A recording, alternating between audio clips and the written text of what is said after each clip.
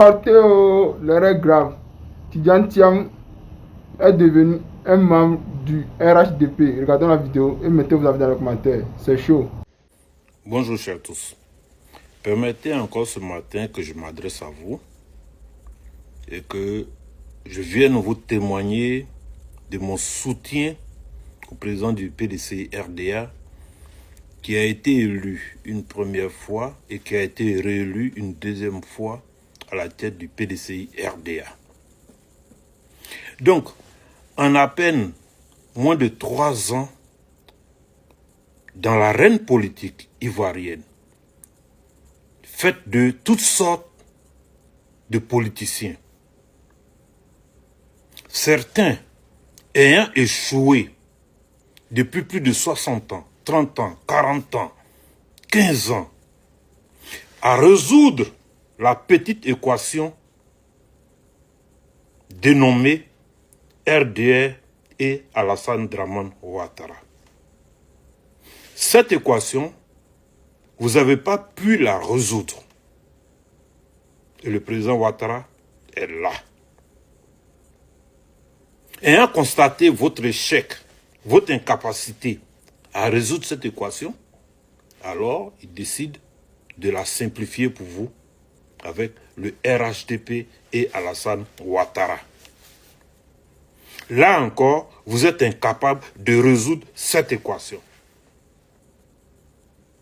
Dieu ayant rappelé le président Henri Konan Bédié, il a plu aux militants du PDCI d'élire lors d'un congrès le bien nommé Cheikh Tidiane Thiam à la tête du parti. En à peine 3 ans de présence à la tête de notre grand parti, que n'a-t-on pas entendu, que n'a-t-on pas vu? Certains, pour masquer leur échec, leur laideur politique, s'en prennent au PDCI RDA et à son président. Nous disons non, que trop, c'est trop. Vous n'avez pas pu résoudre toutes les équations à vous poser par le président Ouattara et son parti politique. Thiam vient, il vous dit, faisons la politique autrement. Et il se trouve des insensés, des gens qui n'ont aucune lecture politique pour dire non parce que imbus de leur personne, le sens élevé de l'égoïsme qui est en train de les détruire, ils disent non, la politique que veut nous présenter Thiam n'est pas la bonne, que c'est une politique faite de compromission. Et laissez-moi vous dire, si le président Thiam voulait de la compromission et de la soumission, il serait président en 2025. Il nous l'a dit ici à Paris, lors d'une rencontre. Il dit, je voudrais que notre indépendance politique, financière, soit acquise par le peuple de Côte d'Ivoire. Pas que Macron veuille le pousser à être président, pas que Trump, pas que... Non, il veut que ça vienne de nous les Ivoiriens. Lorsqu'il dit que nous avons 7 jours pour libérer le pays, mais vous n'avez pas demandé sur quoi il compte. Mais sur la manifestation, qui est un droit démocratique. En 7 jours, si nous mettons la pression sur le régime d'Abidjan, par notre galvanisation, alors ils seront obligés d'aller à la table de discussion. Vous avez échoué à faire chuter le régime RHDP. Thiam vous dit, utilisons les moyens démocratiques pour faire tomber le régime RHDP. Vous dites non. C'est comme vous ne tirez pas les leçons de tous vos échecs. Et c'est sur Thiam vous voulez mettre ça? C'est sur Thiam vous voulez mettre ça? Votre politique de... Si ce n'est pas moi, il n'y a personne là. C'est ça qui a induit le président Thiam en erreur. Parce que le connaissant, tacticien qu'il est, il aurait pu placer 4 de ces éléments sur le starting block. Mais comme l'aîné a dit, je n'y vais pas, il a suivi l'aîné, il n'y est pas allé. Il dit, ça suffit. Allons-y aux législatives. Si tous les Ivoiriens étaient mobilisés par eux aux législatives, et je ne m'adresse pas seulement qu'à tous les Ivoiriens, aux militants du PDCI, qui pensent que Jésus va descendre pour venir faire leur bonheur à leur place, c'est faux, vous foutez le doigt dans l'œil. On vous dit d'aller voter, vous n'allez pas voter. Vous pensez que le miracle va venir d'où? Donc arrêtez de tirer sur le PDCI et son président. Arrêtez. Vous avez échoué. Pendant que vous étiez dans la politique, il n'était pas là. Pendant que vous étiez en train de tergiverser, il n'était pas là. Pendant que vous étiez dans la compromission, il n'était pas là. Il vient d'arriver. Même pas encore 3 ans. Et vos échecs, votre laideur, vous voulez mettre ça sur le président Thiam? Parce qu'il a dit d'aller aux législatives. Ne pensez-vous pas que tous les partis politiques de l'opposition avaient décidé, avaient convaincu le peuple d'aller aux législatives, on aurait eu la majorité? Et l'Assemblée nationale, qui étant le siège du législateur, aurait fait mieux. Mais puisque vous n'êtes pas parti, alors Thiam est un traître. C'est vous les traîtres. C'est vous qui avez saboté tout le système démocratique ivoirien qui êtes les traîtres.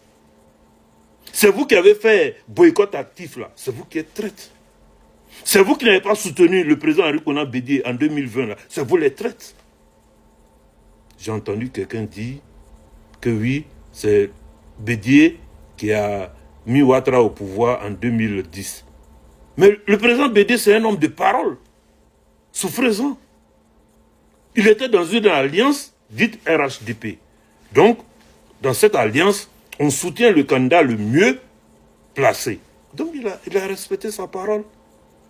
D'où vient-il que vous disiez que vous dites que le président Bédié a mis le président Ouattara au pouvoir? Vous ne savez pas ce que c'est qu'un allié? Vous ne savez pas ce que c'est qu'une parole donnée? C'est le président Bédié qui a signé l'article 48? C'est le président Bédié? Attendez, doucement. Notre équation à résoudre s'appelle le RHDP et le président Alassane Ouattara. C'est pas Tidjane Thiam. C'est pas Tidjane Thiam. Il est resté là pour étaler sa méconnaissance politique et croire qu'on a de l'audience. Vous vous foutez de qui là? Regardez dans le rétroviseur. Vous allez voir ce que vous avez sémé en Côte d'Ivoire. Une politique de crabe, de serpent. On vous dit on va sortir de là, on va emprunter une autre voie. Vous êtes là pour emmener les enfants des autres à l'insurrection. Envoyer les enfants des autres en prison. Envoyer les enfants des autres au cimetière. Et vous dites politicien? Thiam dit non, il ne veut pas qu'un Ivoirien meure. On va manifester pour faire tomber le régime. On va manifester pour faire changer, pour sauver la Côte d'Ivoire. C'est une issue démocratique. Alors, vos plans sordides là, ne mettez pas le président Thiam dedans. Si vous avez échoué, avant qu'il n'arrive, assumez et arrêtez de l'accuser. Arrêtez. Vos leaders ne sont pas mieux que le président Thiam. Il n'a pas de sang d'Ivoirien sur la main. Donc arrêtez un peu. Ça suffit là. Que Dieu nous donne la bonne compréhension. Maintenant, les Ivoiriens, les militants du PDCI, arrêtez de dormir. Personne ne viendra faire votre bonheur à votre place. Quand on vous dit d'aller voter, allez-y voter. Merci. Communiqué du Conseil du secrétariat exécutif. Jeudi 8 janvier 2026. Le 32e Conseil du secrétariat exécutif du Parti démocratique de Côte d'Ivoire, Rassemblement démocratique africain, PDCI-RDA, s'est tenu le jeudi 8 janvier 2026 de 14h30 à 18h40 à la salle de réunion du dit organe, à la maison du parti, sous la présidence du ministre Yapo Kalis, secrétaire exécutif, chef du secrétariat exécutif. Avant d'aborder son ordre du jour, le secrétariat exécutif a tenu à adresser, au nom du PDCI-RDA, ses vœux de bonne et heureuse année 2026 au président du parti, le ministre Cheikh Tidiane Thiam, et à lui réaffirmer son attachement indéfectible ainsi que son entière confiance en son leadership. Ensuite, deux principaux points ont été abordés, à savoir l'analyse des résultats des élections législatives et les orientations du président du parti dans son allocution du 6 janvier 2026. Au titre des élections législatives, le Conseil a pris acte des résultats proclamés à l'issue du scrutin du 27 décembre 2025. Le PDCI-RDA a obtenu 32 sièges de députés. Le processus électoral s'est déroulé dans un contexte politique et institutionnel difficile, à savoir un système électoral biaisé, des institutions déséquilibrées, une pression sécuritaire et financière asymétrique et de multiples tentatives de fragmentation de l'opposition. Par conséquent, le PDCI-RDA réitère son appel à une réforme totale du système électoral du pays. Notre parti a investi 163 candidats dans 133 circonscriptions après avoir reçu 331 demandes de parrainage de hauts cadres ivoiriens.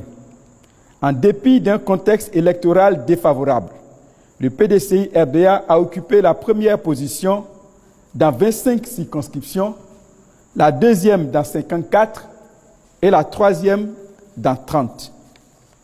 Le parti a remporté des victoires importantes dans plusieurs localités. Il a fait élire 2 candidats alors qu'ils étaient en prison.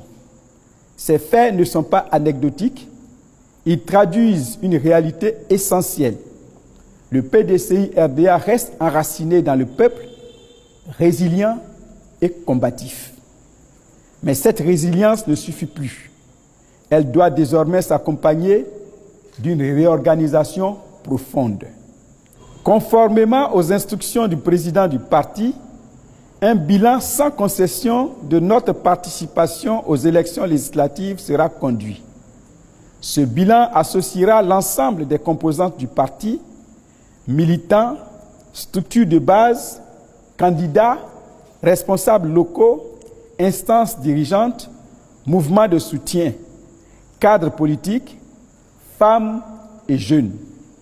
Ce bilan vise une chose: tirer les leçons nécessaires pour reconstruire le PDCI-RDA sur des bases solides, crédibles et durables. Au titre de l'adresse du président du parti, en date du 6 janvier 2026, le Conseil a analysé les orientations y contenues. Le président du parti a parlé avec clarté et hauteur de vue. Il a souligné la nécessaire restructuration du parti avec en point de mire la responsabilisation accrue des jeunes et des femmes. Il a confié au secrétariat exécutif une mission importante: faire des propositions en vue de réformer en profondeur notre parti. Le secrétariat exécutif s'engage dans cette mission pleinement, totalement et sans hésitation. C'est pourquoi le secrétariat exécutif lance un appel à la contribution de tous en vue de la réussite de cette réforme. Le secrétariat exécutif invite toutes les militantes et tous les militants à faire bloc autour du président du parti, le ministre Cheikh Tidiane Thiam, pour un PDCI-RDA plus que jamais debout et conquérant. Fait à Abidjan le 8 janvier 2026, le secrétaire exécutif, chef du secrétariat exécutif, le ministre Yapo Kalis. En 2018, feu le président Henri Konan Bédié a pris sur lui d'aller parler au président de la République, M. Alassane Ouattara, pour lui dire qu'à compter de ce jour le PDCI quittait le RHDP. Car comme vous le savez, le RHDP avait pour ambition de faire disparaître le PDCI RDA pour que survive le RHDP. Pour mémoire d'homme, nous savons tous que le PDCI RDA est le deuxième parti politique le plus ancien après l'ANC. Et c'est l'outil de combat du patriarche Félix Houphouët-Boigny. En Afrique du Sud, les gens ont pour habitude de citer Nelson Mandela. Au Congo RDC, on cite Patrice Lumumba. Au Ghana, Kwame Nkrumah. Au Mali, Modibo Keïta et bien d'autres. Léopold Sédar Senghor pour le Sénégal. Ces pères fondateurs qui ont combattu pour l'indépendance de leur pays. Alors, le président Bédié ayant posé cet acte, après l'appel de Daoukro qui garantissait une élection présidentielle selon la Constitution, le deuxième mandat pour le président Ouattara, et les accords du RHDP ayant été bafoués, la parole n'ayant pas été respectée, et nous savons tous que la parole était au commencement et que le président Rikonan Bédié était un homme de parole. D'où vient-il que nous aujourd'hui, jeunes pour certains, voulions que le PDCI retourne ou mode à la maison que va nous tendre le RHDP, quand on sait qu'aucun accord n'a été respecté au sein de ce RHDP, raison pour laquelle le PDCI et le président Rikonan Bédié ont quitté le RHDP. Certains militants ou certains compatriotes peuvent émettre des avis, mais l'avis est personnel. Un avis n'est pas universel quand celui-là n'est pas signé, consigné dans des livres d'organisations internationales. Donc c'est un avis. Et cela n'engage que celui qui émet cet avis. Sinon pour nous autres, nous demeurons PDCI RDA. Et en cela, nous voulons encourager le président Cheikh Tidiane Thiam, le rassurer, lui dire, s'il n'a pas cédé hier, ce n'est pas aujourd'hui qu'il va céder. Le PDCI ne disparaîtra pas tant qu'il y aura des élections démocratiques. Le PDCI aura toujours ses représentants. Donc je voudrais rassurer certains militants de ne pas tenir compte des avis des uns et des autres, car ceux qui parlent pour le PDCI et au nom du PDCI, c'est le président Cheikh Tidiane Thiam, le secrétaire exécutif Kalissi Apo et le porte-parole du PDCI. Car quand le porte-parole parle pour le PDCI, c'est qu'il a l'onction du président du parti et du secrétariat. Donc, restons focus derrière notre président qui sait que démocratiquement, le PDCI reviendra au pouvoir. Quand j'ai fini de dire ça, je vais enchaîner pour donner des conseils aux communicants du PDCI, du PPACI, certains qui ne sont pas conscients de la réalité du terrain. Ça donne à cœur joie par des invectives, des interpellations honteuses. Je voudrais rappeler à ceux-là, avec tout le respect que j'ai toujours pour le président Laurent Gbagbo, un jour je vais développer, que ne nous amenez pas à étaler certains faits qui pour nous ne sont pas commodes d'un démocrate, d'un républicain. Si nous voulons parler de certaines choses, nous allons dire en 1995, le président Laurent Gbagbo était bien éligible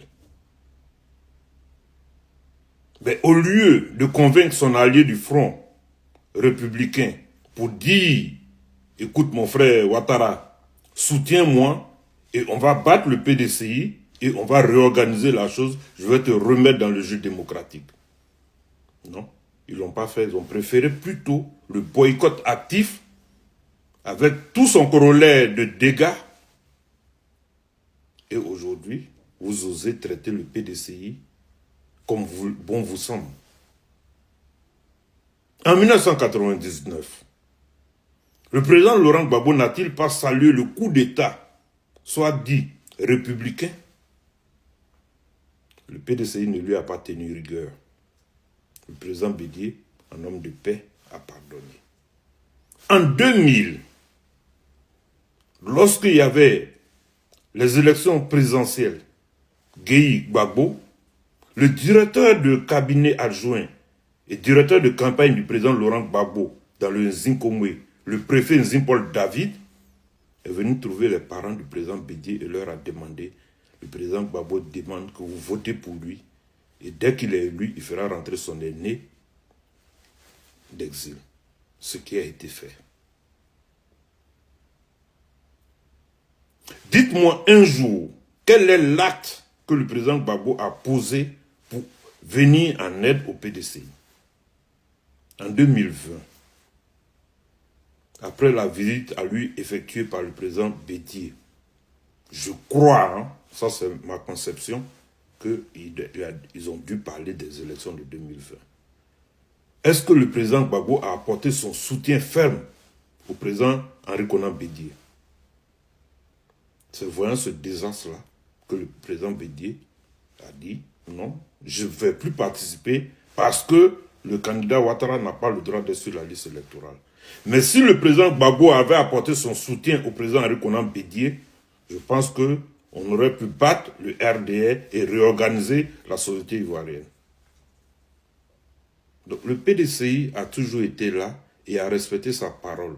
En 2010, le président Henri Konan Bédié a respecté sa parole en tant que membre du RHDP. Il n'a pas trahi sa parole car au commencement était la parole. Un homme qui ne respecte pas sa parole pour quelques ambitions que ce soit ne mérite pas d'être respecté.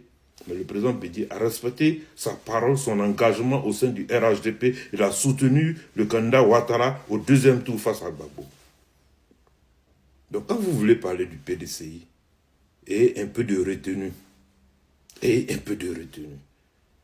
ok? Il y a des gens avec qui je travaille, qui sont du PPACI, qui sont pro-Gbagbo, que je n'ai pas envie de froisser. Donc arrêtez cette macabre communication concernant le PDCI. Démocratiquement, le PDCI est majoritaire. Tentez et on va vérifier cela. Que Dieu nous donne la bonne compréhension. Merci.